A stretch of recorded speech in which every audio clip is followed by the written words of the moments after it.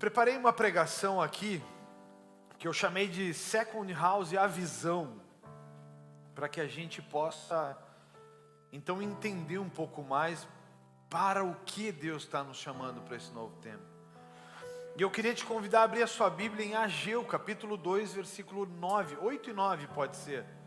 Ageu, capítulo 2, para quem não sabe, são os profetas menores. Pega o Novo Testamento, pega o livro de Mateus e vai, e os que estão com o celular, Deus está vendo. É tempo de Bíblia na mão. Amém? Eu louvo a Deus por a vida de cada uma das pessoas que está aqui, que se tornaram ou que são igreja conosco. É uma alegria para a gente estar com vocês. Eu sou muito grato a Deus por poder tê-los conosco. A gente sabia que a gente está aqui, irmãos, antes de começar essa pregação, a gente está aqui cheio ainda de incertezas, de coisas que vão acontecer no futuro. A gente ainda não sabe como realmente vão ser as coisas. A gente ainda não sabe como vai ser no futuro sem a estrutura da bola de neve que por tantos anos nos guiou, nos orientou. Mas a gente está preparados e fazendo as coisas, tentando fazer todas as coisas da maneira correta, para que então a gente possa alcançar voos mais altos, alcançar lugares mais altos. A gente vai viver agora um momento, a gente não tem mais as conferências da bola de neve para ir, mas a gente tomou uma decisão, que a gente vai fazer a nossa própria conferência aqui em Bagé em março, quando a igreja completa seus 10 anos. Então, nós já fechamos uma primeira agenda com o apóstolo Francisco Nicolau. A gente está tentando uma segunda agenda que eu ainda não consegui a confirmação, mas que é uma agenda que marcou a nossa geração. E a gente ainda está fechando uma agenda com outro ministério de louvor para ser um sábado e um domingo pegadão, de muito louvor, de muita adoração, mas também de muito aprendizado. Então é tempo de nós começarmos a dar os nossos próprios passos, de nós começarmos a estabelecer nossa própria cultura, nossa própria maneira de ser. Então para isso, a gente, dia 7 de março, a gente vai fazer 10 anos como igreja em Bagé, e isso ninguém vai apagar essa história, amém? Mas a gente está aqui recomeçando, reconstruindo, ou fazendo, criando uma nova história a partir do zero. Então a gente está também feliz por fazer parte e por você estar com a gente nesse momento. Ageu, todos acharam Ageu? Glória a Deus. A Bíblia diz assim então, ó. Vai comigo aí, peraí, deixa eu abrir aqui numa versão mais lightzinha. Eu abri numa versão muito antigona, eu vou ler em duas, tá? Então, para a gente poder juntos. Diz assim: a prata e o ouro me pertence, diz o Senhor dos Exércitos. A glória deste novo templo será maior do que a glória do antigo, diz o Senhor dos Exércitos. E neste lugar estabelecerei a paz. Eu, o Senhor dos Exércitos, falei. Agora em outra versão, diz assim, só versículo 9. A glória deste novo templo será maior do que a glória do antigo, diz o Senhor dos Exércitos. E neste lugar estabelecerei a paz. Eu, o Senhor dos Exércitos, falei. Quando Ele fala, nada pode mudar. Mas eu quero estabelecer aqui um ponto para a gente estudar, e na próxima semana a gente vai voltar à vida de Jesus. Mas eu quero estabelecer aqui um ponto para a gente estudar, para a gente ler um pouco mais sobre duas coisas. E eu quero que você repita comigo isso. A glória deste novo templo será maior do que a do antigo. Agora a segunda coisa, neste lugar estabelecerei a paz. Você está pronto para viver esse novo tempo? Sabe o que significa a glória do novo templo, ou a glória da nova casa sendo maior do que a da primeira? Quer dizer que se nós vivemos milagres nesses 10 anos que passaram, nós vamos viver muito mais milagres nos próximos 10. Quer dizer que se nós tivemos muitos batismos, obrigado pelo teu ânimo, irmão. Quer dizer que se nós tivemos muitos batismos nos 10 anos que passaram, nós teremos o dobro de batismos nos próximos 10. Quer dizer que se nós ganhamos muitas almas para Jesus nos 10 anos que passou, quer dizer que nós vamos ganhar o dobro de almas para Jesus nos próximos 10. Você pode dizer glória a Deus por isso? Como nós caminhamos até aqui? Eu me fiz essa pergunta. E eu digo para vocês com dedicação, com amor, baseado sempre no ID e na paixão por almas.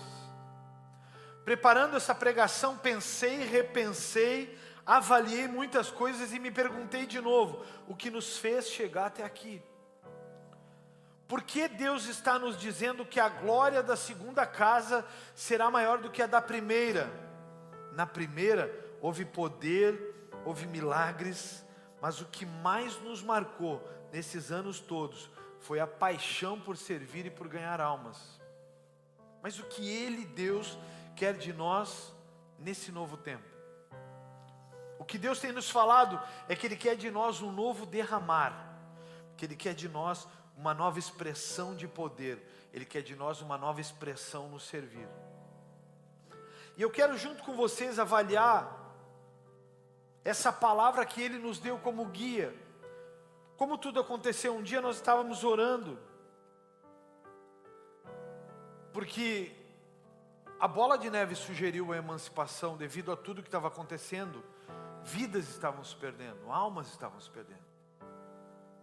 As pessoas não estavam concordando com as coisas que estavam acontecendo, estavam deixando de servir a Cristo dentro da bola de neve e estavam indo para fora das igrejas, sem frequentar igrejas. Então, sob o entendimento da bola de neve, ela nos emancipou para que não se perdessem vidas. Então, em cuidado às vidas, nós nos emancipamos. Por isso que vocês estão vendo essa transição um pouco lenta.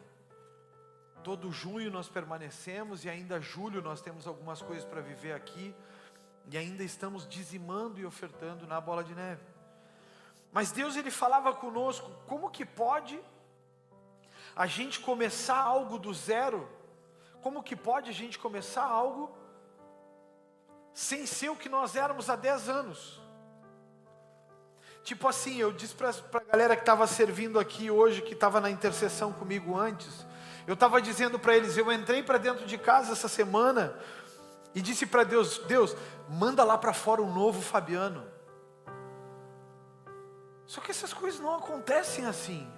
Tu pode colocar aqui um novo púlpito, que diga-se de passagem, eu estou estranhando demais, estou me sentindo assim nu aqui, é como se todo mundo tivesse me olhando e não me olhavam antes, é a coisa mais estranha do mundo, tá mais baixinho, tipo assim, irmãos, eu estou estranho. A gente pode mudar essas coisas, cara. A gente pode mudar a estrutura, mas a gente não consegue da noite para o dia sair e entrei uma nova pessoa. Eu estava dizendo para eles ainda, irmãos, eu queria sair de sábado e entrar no domingo sem os meus defeitos, sem as minhas incertezas. Eu queria entrar nesse novo tempo e dizer para as pessoas, ó, tudo que tinha de defeito em mim acabou, não tem mais. Mas infelizmente não acontece assim. Então tem coisas em nós que continuam exatamente como eram na semana que passou. Porém a gente está olhando para o futuro e pensando no porquê o Senhor está nos dizendo que a glória da segunda casa seria maior do que a da primeira. Quer dizer que nós vamos ter que nos sacrificar mais? Quer dizer que nós vamos ter que fazer mais do que fizemos na primeira? Não. Quer dizer que Ele vai derramar mais do que derramou na primeira. Sabe, Deus me falava que essa seria uma noite de poder, de derramar do poder dEle sobre nós. E quando a gente lê a glória dessa nova casa ou desse novo templo, a casa, aparece em algumas traduções assim, dessa forma, era o templo de Deus em Jerusalém. O primeiro templo tinha sido construído por Salomão, no auge do poder de Israel.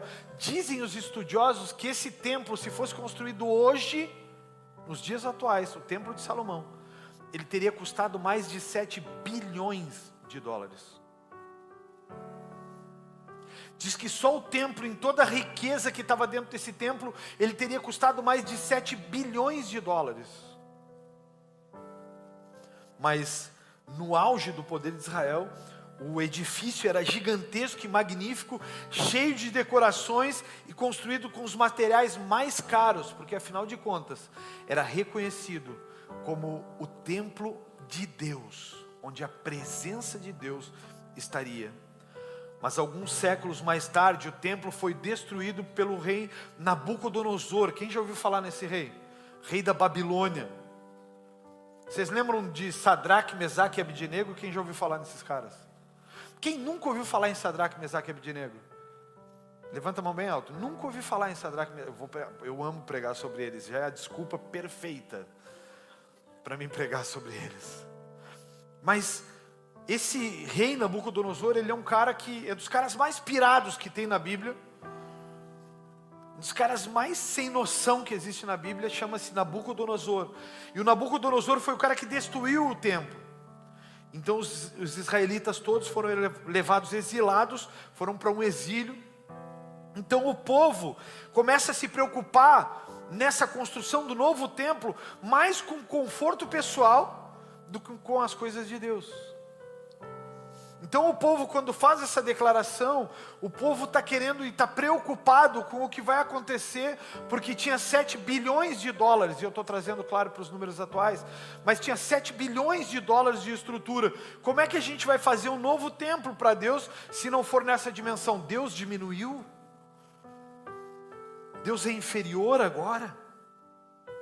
Foi nesse cenário decadente que Deus levantou então o profeta Ageu para profetizar. A profecia de Ageu, ela acontece 520 anos antes de Cristo.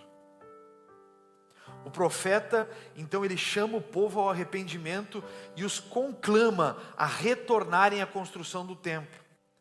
A reconstrução desse templo, cerca de 70 anos depois, os israelitas voltaram para sua terra e decidiram construir então esse novo templo.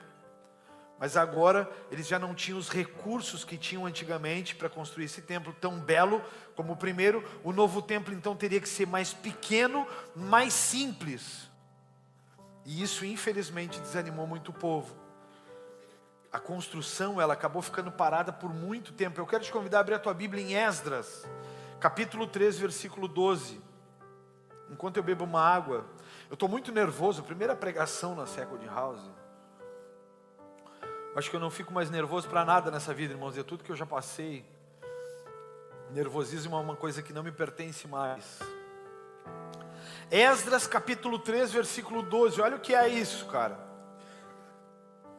O novo templo então tem um decreto aí, os caras anunciaram, o novo templo ele vai ter que ser menorzinho, vai ter que ser mais enxuto, e ele vai ter que ser muito mais simples. Não vai ter toda aquela riqueza que tinha antes. Olha o que diz em Esdras 3:12. Muitos dos sacerdotes, dos levitas e dos outros chefes de família mais velhos que tinham visto o primeiro templo choraram muito alto quando viram os alicerces do novo templo. Outros, porém, gritavam de alegria. Os gritos alegres e os choros se misturavam num barulho tão forte que se podia ouvir de muito longe. Deixa eu te explicar isso. A galera começa a ver a fundação do novo templo. Eles começam a ver a coluna do novo templo. Então a coluna desse altar representa o antigo templo, de uma ponta a outra, digamos que representa o antigo templo. Quando eles vão construir o novo templo, eles enxergam os caras colocando a coluna aqui, muito menor do que era o outro. Eles enxergam os caras colocando a coluna mais para o meio. Eles começam a enxergar as pedras, eles começam a enxergar todo o ouro depositado e começam a ver muito menos coisa. Eles começam a perceber que não havia tanta riqueza, tanta grandeza nesse novo templo como havia no anterior. Só que tem algo importante aqui que a gente precisa começar a avaliar. Só estou te dando um cenário, uma introdução, com um cenário para que você entenda bem aonde a gente quer chegar. Mas a gente começa a olhar para a igreja, a gente começa a olhar para o que esses caras estavam preparando, montando, e a gente começa a ver uma confusão. Uns querendo estrutura, outros querendo misericórdia. Uns querendo riqueza, outros querendo poder. Uns querendo que as coisas acontecessem de forma diferente que tinha acontecido no primeiro templo, pois o primeiro templo havia sido destruído. Deus pode ser destruído por algum rei, irmãos? Pode ou não pode? Mas então o que aconteceu? Deus se retirou daquele templo antigo. O povo queria ver riqueza, queria ver grandeza. Mas quem estava construindo o novo templo se alegrava não pela riqueza, pois que haveria uma nova casa para Deus ser adorado, uma nova casa para Deus habitar. Nabucodonosor havia destruído o lugar, a casa de Deus. Nabucodonosor havia se intitulado vencedor por fazer isso, e a gente sabe que depois ele acaba numa miséria. Mas Nabucodonosor, ele chega e ele se sente vencedor por isso. Então quando uma reconstrução do templo começa a acontecer, os caras que estavam olhando para aquilo e enxergando a Deus, vendo a Deus ali dentro, os caras começam a olhar para aquela estrutura pequena e começam a dizer: cara, você pode dizer para quem está do seu lado aí também, a casa pode ser pequena, mas ela é a nossa casa. Hoje a gente já não é mais 560 igrejas ao redor do mundo. Luciano, meu cunhado, a gente está começando de novo. Agora nós somos uma igreja só. Eu e a pastora, eu acho que a gente foi treinado antes. Ela me olhou com uma cara assim, no quê? Eu e a pastora, quando eu tinha 23 anos, eu já não tinha mais o pai e a mãe. E ela, quando tinha 13, não tinha mais os pais. Então a gente muito novo teve que aprender a, quando não tinha nada em casa, a gente teve que aprender a se virar, porque a gente não tinha a casa do pai e da mãe para buscar a instrução. A gente não tinha a casa do pai e da mãe para buscar o gás, o feijão. A gente não tinha. A gente, quando acabava as coisas, eu sempre fui comerciário. Quando acabava as coisas lá em casa, a gente tinha uma estratégia. Que a gente começou e infelizmente a gente não teve a estrutura dos pais. A gente muito novo, não teve a condição de ter lá no começo uma faculdade profissionalizante. A gente começou do zero, eu e ela. Essa semana a gente fez 25 anos de casado. 25 anos de casado. Quando eu comecei a namorar ela e postei uma foto no Instagram, os caras postaram no meu Instagram: hoje seria pedofilia. Era para vocês rirem, vocês estão mal-humorados? A pastora com a carinha dentucinha ainda. A gente, quando começou lá atrás, cara, a gente não tinha para quem correr. Quando as coisas davam errado, a gente tinha aquela velha estratégia. A gente pegava e olhava uma coisa e dizia assim: poxa, cara, isso aqui a gente precisa mais do que isso aqui. Então vamos vender isso aqui e vamos pagar o gás, vamos pagar a água, vamos pagar sei lá o que. E a gente vendia as coisas. Só que durante todo esse tempo, Deus foi nos moldando, nos preparando, nos amadurecendo mais rápido. Então nós chegamos aqui hoje, nós não temos mais a estrutura da bola de neve por trás. Mas nós temos uma história. A gente sabe como fazer. A gente sabe como chegar aos pés do Senhor e restaurar realmente um altar. A palavra que eu mais falei hoje foi que nós queremos aqui levantar um altar de adoração a Deus. A cada passo que nós dermos, nós levantarmos um altar. Não o altar do eu, não o altar do eu quero, eu sou, eu faço, mas um altar de adoração a Deus. Um altar de adoração a Ele, porque se Deus não estiver aqui, tudo que nós faremos aqui é vazio. Agora no decorrer dos dias vocês vão ver que vai começar a acontecer um monte de coisa. A gente vai mudar a iluminação, a gente vai dar uma melhorada nas coisas aí. Vai nascer os adesivos da Second House, até tinha uns aqui no gasofilácio. Vocês vão ver, vai ter adesivo, vai ter camiseta, tá lá, tá no cantinho. Vai ter adesivo, vai ter camiseta, vai ter boné, vai ter um monte de coisa. Vai começar a surgir um monte de coisa nova, mas porque a gente já sabe como faz. Hoje, Jean, a gente está sendo emancipado. A gente está saindo da casa do pai e está casando, está morando sozinho, e o pai olha e diz o seguinte: não tem mais a casa do papai, vai te virar. É como a gente está fazendo hoje. Só que a gente não está fazendo isso de maneira qualquer, a gente está recebendo de Deus uma palavra. Deus está nos dizendo, Alan, que a glória da segunda casa vai ser maior do que a da primeira. Então o que a gente precisa fazer agora? Se posicionar, andar debaixo da verdade e acreditar que Deus vai fazer ainda coisas maiores do que fez no passado. Então, nesse tempo, voltando aqui essa introdução, Deus envia o profeta Ageu para motivar o povo a completar a construção do templo. Deixa eu te dizer algo. Deus está nos levantando agora, mas Ele está chamando no meio do povo os Ageus. E olha como tem Ageu aí no nosso meio. Deus está chamando os Ageus e está dizendo: Nadine, diz para ela do teu lado aí, Bruna, você é a nova Ageu desse tempo. Diga para quem está do seu lado aí: Deus conta com você para ser Ageu nesse templo, porque a glória da segunda casa vai ser maior do que a da primeira. Ele lembrou o esplendor do primeiro templo, mas disse que deveriam continuar a construir o templo menor, porque Deus prometeu estar com eles. O templo era símbolo da presença de Deus entre o povo de Israel, e mesmo sendo mais pequeno, o segundo templo teria uma glória maior do que o do primeiro. Então Deus levantou aqui você para declarar isso. Esse novo tempo, eu declaro sobre a sua e sobre a minha vida, esse novo tempo vai ser um tempo de derramar poderoso dos céus.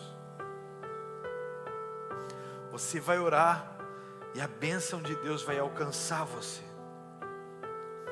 A glória da segunda casa só era maior do que a da primeira, porque Deus levantou homens capazes de guerrear, capazes de dizer: é comigo, conta comigo. Nesses dias Deus começou a levantar algumas pessoas no nosso meio. Nesses dias final de semana mesmo, a gente estava conversando no meio da semana, eu e o Glauber, e a gente falava um para o outro: cara, a gente não vai receber a igreja com essa fachada toda esgualepada do jeito que está aí. Vamos pintar. E ele disse: pastor, está feia a coisa. Cadê o Glauber? Aqui. Ele disse: pastor, está feia a coisa, os guerreiros se encurtaram.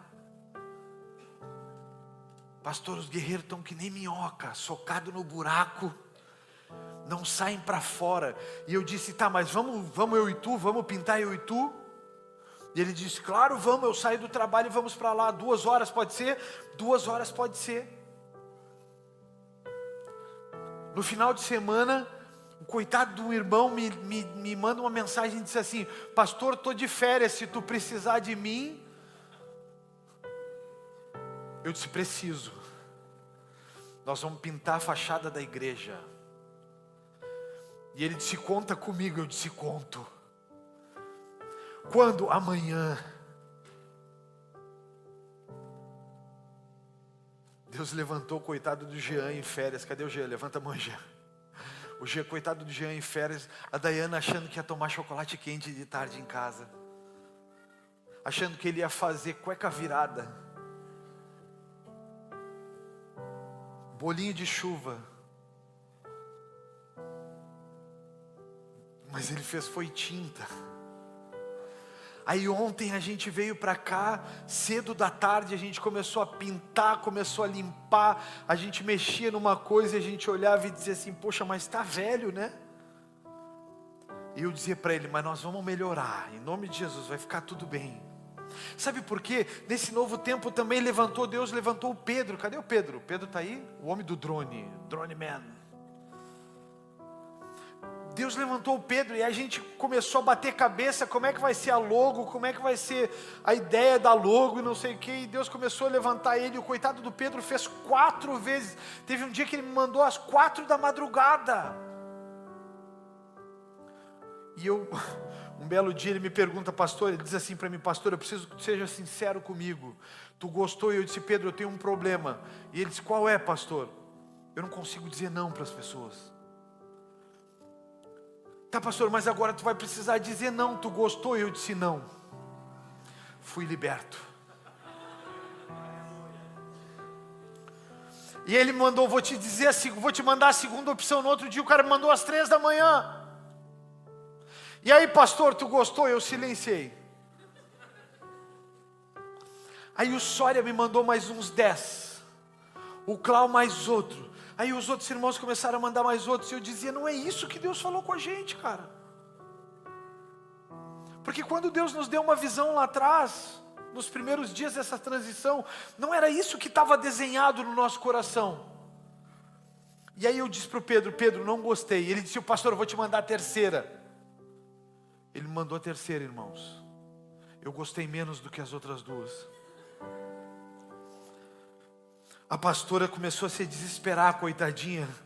Pegou um papel e uma caneta e começou a desenhar à mão. E eu dizia para ela lá em casa, sem falar para os guris, eu dizia para os guris, está tudo bem, a gente vai achar. A gente vai conseguir. E aí a pastora começou, coitadinha, a desenhar à mão. E a gente começou a fazer um briefing, um brainstorm. A gente começou a botar muitas ideias. Só que eu sou formado em marketing e propaganda, irmãos. Se não brilha no olho, tu não vai conseguir fazer isso se brilhar no olho das pessoas. Então eu olhava para aquelas coisas e eu dizia, não é isso. E aí ela saiu com uma casinha. Por isso que eu acho que ela cantou a casinha favorita aqui.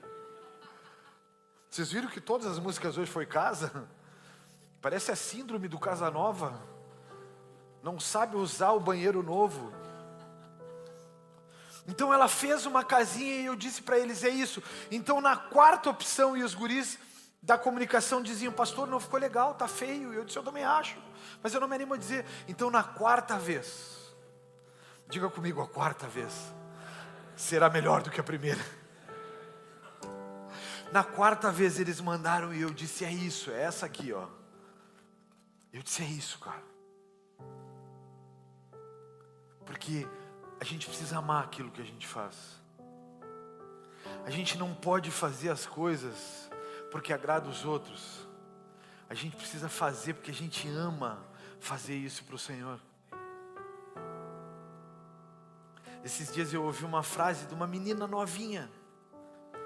Novinha, 14 anos ela tem. Para mim ela sempre vai ter 14, mas eu acho que ela já tem 15. Não é 15, não é 14. Ela com 15 anos de idade, ela precisou tomar a decisão dela. Vou continuar ou vou sair? Então ela me dizia assim, pastor, eu não sei o que vai acontecer lá em casa, mas eu tomei uma decisão, a minha decisão é continuar. A minha decisão é seguir. 15 anos. É desses argeus que Deus está precisando. Porque nós temos uma promessa. Você, se faz parte da igreja aqui, você tem uma promessa. A glória da segunda casa vai ser maior do que a da primeira. Mas eu e você precisamos nos posicionar. Eu e você precisamos fazer de novo. Eu passei por um período nas últimas 3, 4 semanas que eu dizia para a pastora, amor, eu não estou conseguindo mais ter prazer em ir lá pregar. Está tanta confusão, está tanta zoeira, está tanta dificuldade, tem tanta coisa acontecendo, tem tanta gente falando coisa, verdades e inverdades. Eu comecei a olhar para tudo aquilo e eu relia. Retornei a ler um livro que eu já tinha lido antigamente sobre a estrutura da igreja. Li e reli a Bíblia, começamos a leitura do livro de Atos. Comecei a ler junto com outro irmão o livro de Isaías, que eu estou lendo. Eu acho que ele não, mas eu estou. Está lendo, irmão? Tá, fez assim com a cabeça, irmão, tá junto. E eu li Isaías, eu lia Atos, eu lia outros livros, eu lia coisas... E chegava na hora de preparar a palavra, eu comecei a viver aquele sentimento, cara, está faltando paixão, eu não consigo pregar por pregar, eu não consigo pregar essa letra. Eu preciso pregar o que eu sou, eu preciso pregar o que está dentro de mim. Eu preciso viver dentro de mim as coisas que eu estou lendo, que eu estou vendo. Porque senão eu vou te dizer para fazer uma coisa e eu não vou conseguir fazer. Porque senão eu vou te dizer, ó, viva essa Bíblia, viva esse conceito, viva essa palavra, mas eu não consigo viver essa palavra. E se eu não consigo viver essa palavra, volta para aquela antiga tese, faça o que eu falo, não faça o que eu faço. E não tem como ser igreja mandando os outros fazerem coisas que tu não faz. Então, em primeiro lugar, eu precisei acreditar nessa palavra profética. Eu precisei acreditar nessa promessa de que a glória da segunda casa seria maior do que a da primeira. Mas eu comecei a passar por isso. Eu olhava para a Lidiane e dizia, amor, não estou conseguindo, cara. Não estou conseguindo. Eu fui para lá, o domingo que passou, os primeiros 2 tópicos da pregação, eu estava atado, amarrado, não conseguia me sentir feliz para fazer aquilo. Porque a coisa mais terrível que tem é tu tá andando numa estrada e tem pessoas dizendo para ti, tu tá errando o caminho, tu tá errando o caminho, tu tá errando o caminho. Aí a gente começa a olhar e a gente começa a dizer, mas eu sei que o caminho é esse, cara, o caminho é esse. E as pessoas começam a te dizer, não dobra aqui, tu tá andando no caminho errado, não vai nisso, não faz aquilo. Então, Deus soprou esse novo de Deus aqui, e eu consegui sentir de novo no meu coração essa paixão, esse desejo, esse sentimento de estar aqui pregando. Eu olhei para essa palavra do final de semana, eu quero muito continuar nos próximos finais de semana pregando sobre Jesus, porque eu acho que a grande identidade da igreja é a cristocêntrica, ela precisa ser cristocêntrica, ela precisa ser Cristo no centro. Então eu olhei para essa palavra e eu disse para Deus, e Deus falava para mim, vai ser liberado poder entre vocês. Só que a segunda parte da palavra de Ageu 9, 2:9, é neste lugar estabelecerei a paz. O que você pode querer mais do que ter paz para um tempo como que a gente está vivendo? Tem gente que paga para ter paz, mas não tem paz porque a paz não está à venda. Tu pode ter dinheiro, mas pode não ter uma família estruturada. Tu pode ter dinheiro, mas tu não tem como comprar as pessoas. Tu pode ter dinheiro, mas tu pode não conseguir comprar a admiração das pessoas. Tu pode ter uma estrutura gigantesca, mas ser um líder péssimo que as pessoas não querem seguir. Tu pode ser um cara casado há 25 anos, mas a tua filha, a tua esposa não querer seguir a Bíblia que tu diz que prega. Porque isso está acontecendo muito.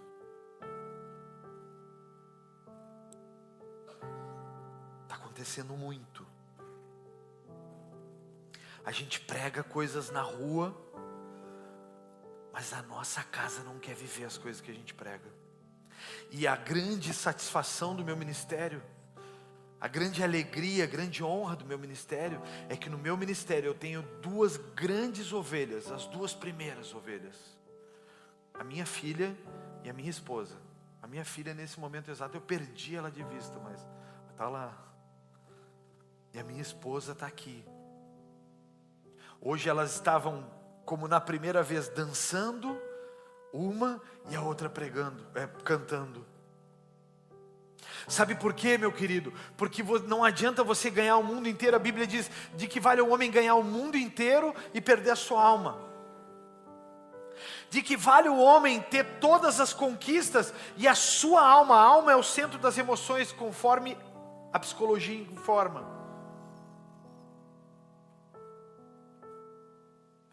Tem um cara chamado Daniel Goleman.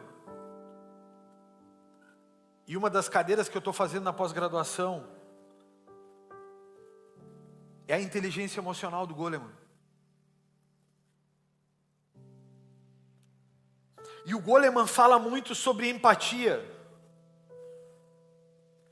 Porque tem pessoas que foram elevadas a níveis altíssimos de conhecimento, pessoas que foram elevadas a níveis altíssimos, foram longe demais.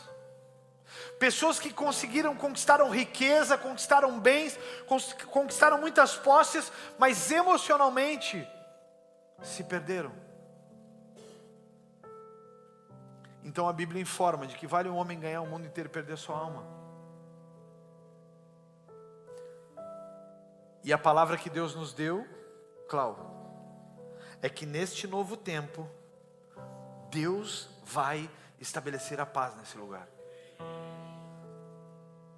E quem permanecer, eu te afirmo, Deus vai estabelecer a paz nesse lugar.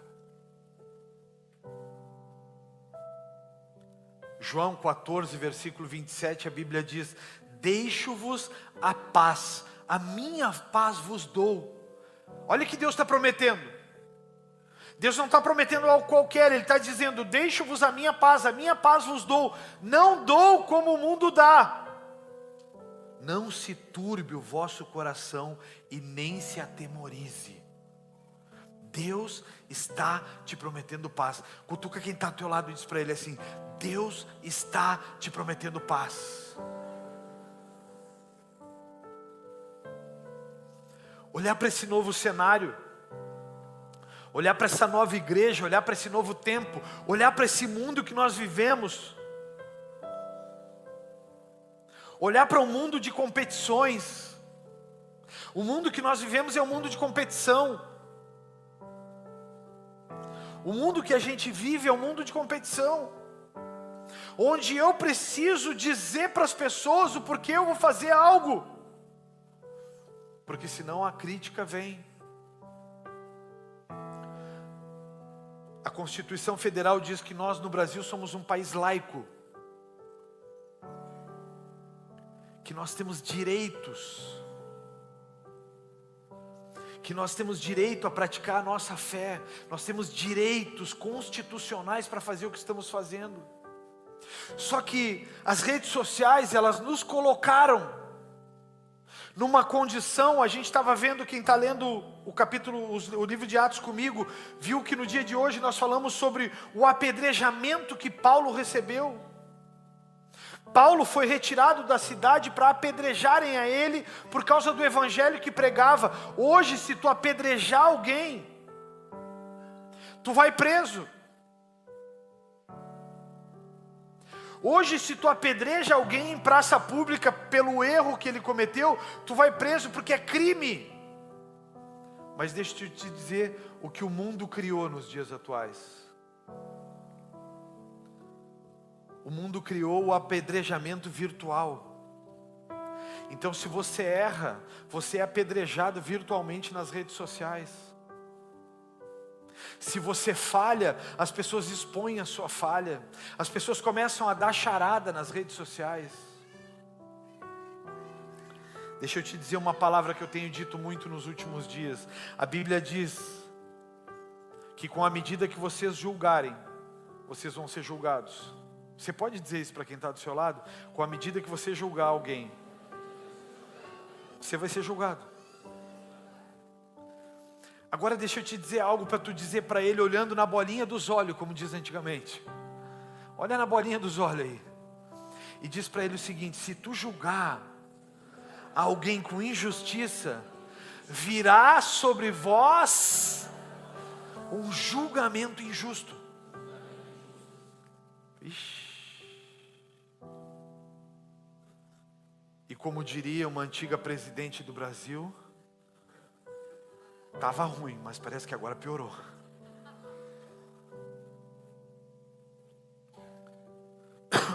Desculpa. Se tu medir as pessoas e fizer um julgamento de injustiça, injustiça virá sobre vocês. Mas sabe o que Deus está nos prometendo agora? A paz, a minha paz vos dou. E não dou a paz que o mundo dá. Sabe por quê? Porque o mundo está sob controle do diabo. Ele nos dá uma paz temporária. Tu vai ali e tu compra coisas. Então tu vai ali, tu compra uma roupa nova, tu bota uma roupa da hora, tu compra um negócio legal, tu vai num restaurante, tu gasta uma grana, e aí tu vai para casa em êxtase. Quem já viveu esse nível hard de loucura que nem eu, levanta a mão. Quem já foi numa loja e comprou só para dizer assim: tô bem, tá tudo bem. Botou aquela roupa. Tem uns falsos que não levantaram a mão. Vamos parar com a falsidade. Quem já fez? Levanta a mão bem alta aí. Não estou sozinho, aleluia. Sabe aquele dia que tu está mal? que tu não tá legal. Aí tu vai lá, esses dias eu fui numa loja, e eu precisava de uma calça nova, que é essa, diga-se de passagem, a domingueira. E aí eu fui lá, irmãos, e eu comprei uma calça, eu comprei 2 blusão legal, comprei um boné. E eu pensei, cara, como é que eu vou chegar assim em casa agora? Meti o pé, pisei na jaca. Cheguei no cara da loja e disse para ele, tem meia térmica? Comprei 2 meias térmicas, uma para a pastora e uma para a Júlia, e disse para elas, pensei em vocês antes de sair da loja. Comprei uma meia térmica. Elas olhavam para mim no outro dia e diziam assim, ó, tô com a minha meia térmica. E eu pensava para mim, eu tô salvo. Sabe por quê, gente? Porque a gente aprendeu a viver as coisas de maneira temporária, superficial. A gente aprendeu a comprar alegria, a gente aprendeu a comprar satisfação, a gente aprendeu a comprar o respeito das pessoas. Sabe qual é a pior face de ser pastor? A pior etapa de ser pastor? É que estar todo domingo aqui é se expor publicamente todo domingo. Sabe qual é a pior face de ser pastor? É que todas as próximas postagens da Second House, a minha cara vai estar lá, e todo mundo vai saber quem eu sou e vai dizer, fechou a bola de neve, vocês quebraram? E aí eu vou ter que explicar, não, esta é a segunda casa, a Second House, e a glória da segunda casa vai ser maior do que a da primeira. Mas vocês estão começando de novo, vocês vão mudar, vocês vão pintar tudo de branco agora? A gente vai ter que voltar a falar das mesmas coisas. A imagem vai ser exposta toda de novo.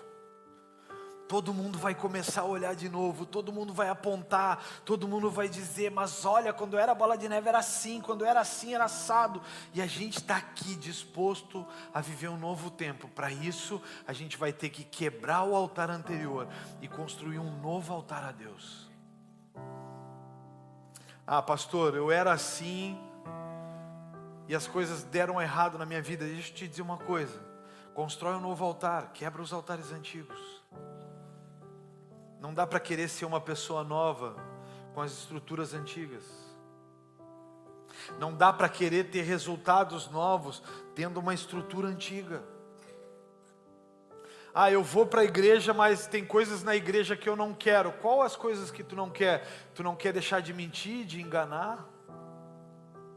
Tu não quer deixar de trapacear? Tu não quer deixar o teu vício para trás? Quais as coisas que tu não quer? Tu não quer reconhecer publicamente que tu tem vícios em coisas que tu não consegue largar? Deixa eu te ajudar. O equilíbrio emocional, ele vai te mostrar que você vai precisar abrir mão de coisas para vencer. Nós, eu e a pastora e a Júlia, nós tínhamos montado todo um planejamento. Na virada do ano nós íamos embora. Nós estávamos com todo o planejamento pronto. Já tínhamos conversado com o apóstolo Rina, já tínhamos conversado com o pastor Alexandre, nós íamos embora. Só que chegou um momento que Deus nos disse, não é tempo, não é chegada a hora. Vocês já têm uma palavra, mas não é agora, não é chegada a hora. O que a gente precisa fazer? A gente precisa colocar para trás aquilo que não é tempo de ser feito agora e fazer o que precisa ser feito hoje. Então a gente está começando uma nova estrutura e Deus está nos prometendo, a paz dele vai ser estabelecida nesse lugar. Você quer a paz na sua vida, na sua casa? Quem quer? Será que se consegue paz trazendo confusão? Será que se consegue ter essa paz estabelecida sem mudança de postura? Será que consegue ou não? Agora eu faço uma outra pergunta, eu já te fiz a pergunta, quem é que quer ter paz aqui? Vocês já levantaram a mão. Agora quem é que está disposto a mudar a postura para ter paz aqui? Olha para quem está do teu lado e diga para ele assim, Deus está vendo. Deus está vendo. Porque eu quero as coisas, eu quero as bênçãos, eu quero o fruto. mas eu não quero cuidar da árvore. Eu quero ter um grande casamento. Eu quero ter filhos abençoados, mas eu não quero cuidar da árvore. O que dá fruto é árvore. Só que a árvore mal cuidada não frutifica. Para a glória da segunda casa ser maior do que a da primeira, você vai ter que cuidar a casa nova. Você vai ter que cuidar a estrutura. Você vai ter que cuidar como as coisas acontecem. Você vai ter que cuidar, você vai ter que olhar para as coisas.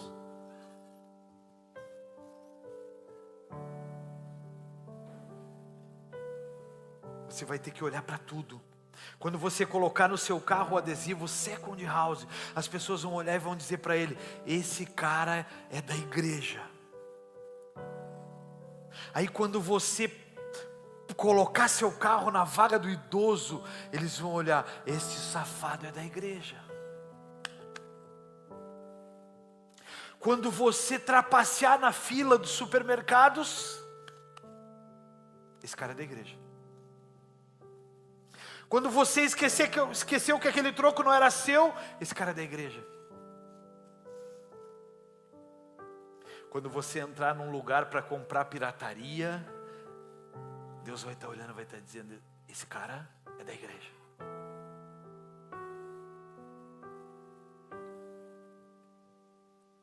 Eu estou louco para botar uma música aqui para vocês ouvirem, mas não posso. É um forró, mas eu não posso. Eu tenho que me controlar. A gente começa a andar nas ruas e a gente começa a querer a paz. A gente começa a querer as bênçãos. A gente começa a querer ter a vitória, mas a gente não quer mudar a postura. A gente não quer mudar o cenário. A gente não quer mudar o modo como as coisas vão construir essa paz e essa vitória. O que eu quero te convidar nessa noite é: construa a paz e a vitória que você deseja. Casais, casados. Quem é casado aqui tem filho? Levanta a mão bem alto. Tem filho. Deixa eu te dizer algo. E já vou encerrar com uma palavra profética, para depois a gente participar da ceia. Deixa eu te dizer, para você que tem filho, o fruto não cai longe do pé. Se tu for um péssimo pai, tu vai ter um péssimo filho. Se tu for uma péssima mãe e tu tiver uma filha menina, ela vai ser uma péssima mãe, porque ela está olhando para ti. Tá, mas para aí, pastor, o que eu faço agora? Destrói os altares antigos e constrói os altares novos. Sabe o que você tem que fazer? Você tem que sentar com o seu filho e dizer para ele: filho, o pai está querendo reconstruir altares. O pai não quer mais continuar como era antes. O pai está querendo mudar. Eu errei nisso. O maior erro que eu cometi na minha vida. Eu chamei meu filho com 3 anos de idade. E a minha filha disse para ela e para ele: eu errei nisso.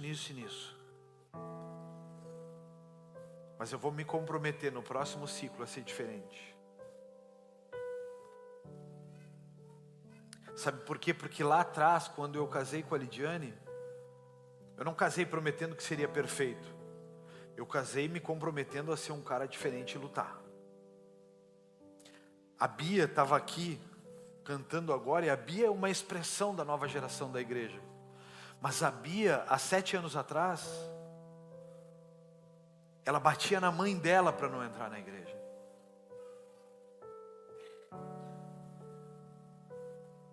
Tu era assim, Bia, tu não era esse docinho que tu é agora aqui. Ela entrava na igreja e ela começava a urrar, e eles tinham que pensar em ir embora. E a gente dizia: não, segura ela. Joyce, cadê a Joyce? Glória a Deus, né, Joyce? Esses irmãos tinham que ter que pagar uma pizza no final, né? Agora ela está até cantando, né? Na antiga igreja, a Joyce cuidava de todo o nosso ministério infantil. A sala que nós tínhamos era a cozinha, cabia 10 crianças, nós colocávamos 30. Agora nós alugamos um lugar que cabe pelo menos 250 a 300 crianças. Agora nós temos pelo menos 60 crianças do Ministério Infantil. Mas o pai e a mãe precisaram mudar. Então o pai e a mãe sentaram, o pai e a mãe olharam para a estrutura que tinham, e o pai e a mãe precisaram mudar quem eram. Hoje o pai e a mãe são presbíteros na igreja.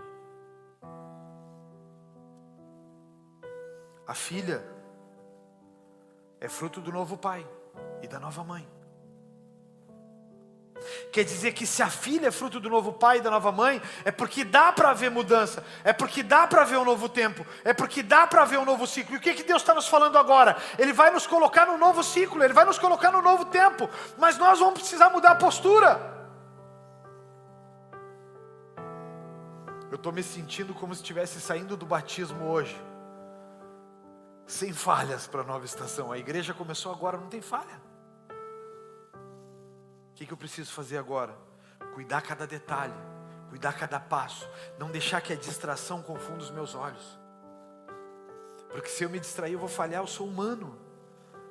E dizia uma música, não consigo ser perfeito. Mas Deus tem te chamado junto comigo, eu não vou conseguir fazer isso sozinho. Eu queria te convidar a ficar em pé junto comigo aí. E dar a mão para pelo menos 2 pessoas. Pelo menos 2. Escolhe as mais bonitas. Porque com um frio desse ficar com os mais feios também não é fácil. Todavia, se for feio, faz cara de que está tudo bem. Afinal de contas, ninguém é perfeito. Eu queria te pedir, o Glauber e o Mateus estão super alinhados. Então só eles com a mão sem dar para ninguém. Inclusive a esposa dele está do lado. Para de resumir a palavra e dar mão para ele. Sabe por que você está de mão dada com alguém aí? Porque você não vai conseguir sozinho. Ninguém consegue mudar tudo sozinho. Ninguém consegue a perfeição sozinho. Você vai precisar de alguém olhando para você e dizendo para você, não caminha por esse caminho, não anda por essa rota, calma cara, faz de novo, mas faz diferente. Diga para essa pessoa que está do seu lado aí, eu preciso de você para mudar. Eu quero mudar. Vem para cá. Diga para essa pessoa, eu quero mudar, eu preciso mudar. Há uma palavra sobre nós, diz para ela, há uma palavra sobre nós. De que a glória da segunda casa vai ser maior do que a da primeira. Quer dizer que se Deus estava te abençoando, Ele vai te abençoar mais ainda. E deixa eu te dizer algo, diga para ele, deixa eu te dizer algo. Ele estabeleceu que você vai ter paz. Você pode aplaudir a Jesus por isso? Ele te prometeu paz. E eu encerro, teve um cara na Bíblia, um cara chamado Elias. Mas teve um outro cara, e eu quero chamar esse cara do cara, que se chamou Eliseu. Elias era conhecido como um dos maiores profetas da história. Ninguém viu a morte desse cara. Mas diga comigo assim, mas teve um cara que fez o dobro de milagres dele. O nome desse cara é Eliseu. Obrigado pela tua ajuda. E uma característica muito importante dele é que ele era calvo. Eu estou brincando. Mas ele era. Tem coisas que são importantes falar. O poder também está aí. Eliseu queria o poder de Elias. Wesley, Eliseu queria o poder de Elias. De repente você está olhando para mim aqui, tem um sonho de ser pastor, eu não sei. Deixa eu te dizer algo, há uma porção que pode ser dobrada sobre a sua vida. Eliseu, ele queria a porção dobrada do que tinha na vida de Elias. Mas eu vou ler uma passagem para vocês, que está em 2 Reis 2, versículo 9, que diz assim: quando chegaram a outra margem, Elias, deixa eu fazer um cenário para vocês. Eliseu, ele estava no campo, trabalhando. E Deus manda levantar um outro homem. Então Elias passa sobre Eliseu e larga a capa dele sobre Eliseu. E diz para ele seguir. Eliseu olha para Elias e diz: espera só um minuto. Deixa eu me despedir do meu povo.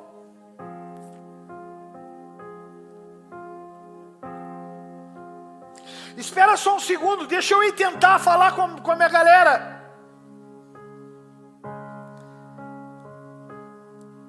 E por seguir Elias, a Bíblia diz assim: quando chegaram a outra margem, Elias disse a Eliseu: diga-me o que posso fazer por você antes de ser levado embora. Eliseu respondeu: peço-lhe que eu receba uma porção dobrada do seu espírito e me torne seu sucessor. Elias respondeu: o que você pediu é uma tarefa difícil, mas se me vir quando eu for separado de você, receberá o que você pediu, caso contrário não será atendido. De repente, diga comigo, de repente. Sempre há um de repente sobre a sua vida também. De repente, enquanto caminhavam, conversavam, surgiu uma carruagem como de fogo, puxada por cavalos de fogo.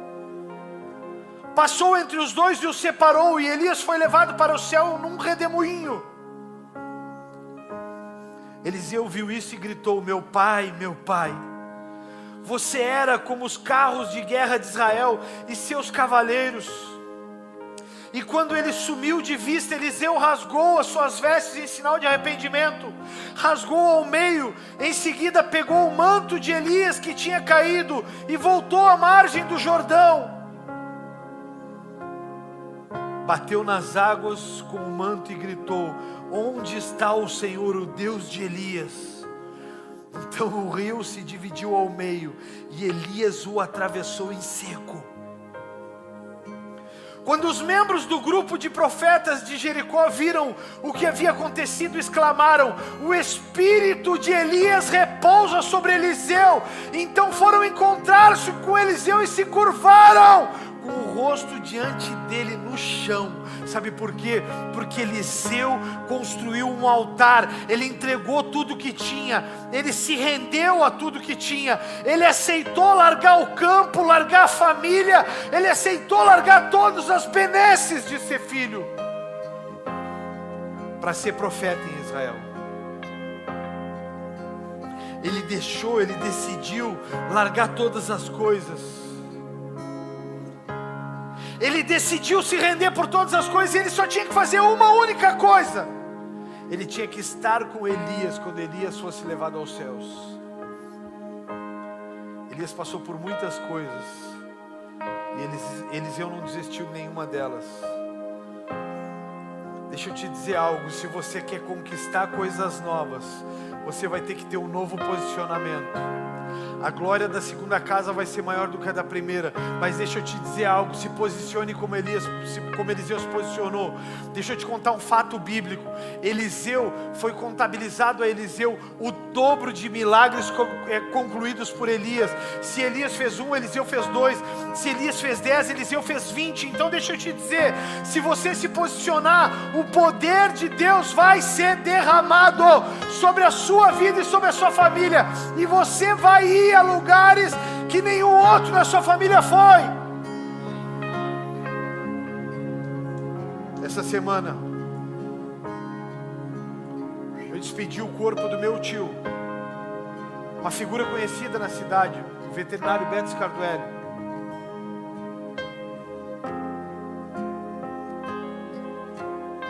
E ficou comigo a incumbência de despedir o corpo dele. Essa é uma das piores partes de ser pastor. Precisar despedir o corpo de alguém que você ama morto. Chegou um momento que eu olhei para a família e disse para a família: Ele deixou a vocês um legado, o que resta a vocês a fazer agora é não deixar o legado dele morrer. Então a família essa semana me chamou, a mãe e 2 filhas, elas me chamaram e elas disseram: eu quero ir para a igreja que tu é, eu quero estar na igreja que tu está. Sabe por quê? Porque a palavra de salvação chegou até elas em um momento de enterro, de luto, de morte, mas a palavra de salvação chegou. Nesse mesmo dia eu estava enterrando na sala ao lado a minha avó de 97 anos, a maior referência espiritual que eu tenho. No mesmo dia eu enterrei minha avó e meu tio.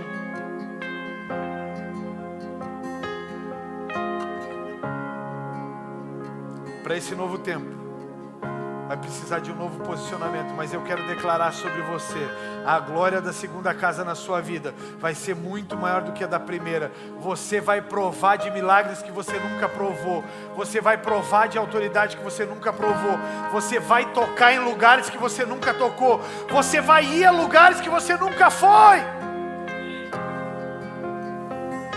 E não deixa o inimigo dizer que isso não vai acontecer.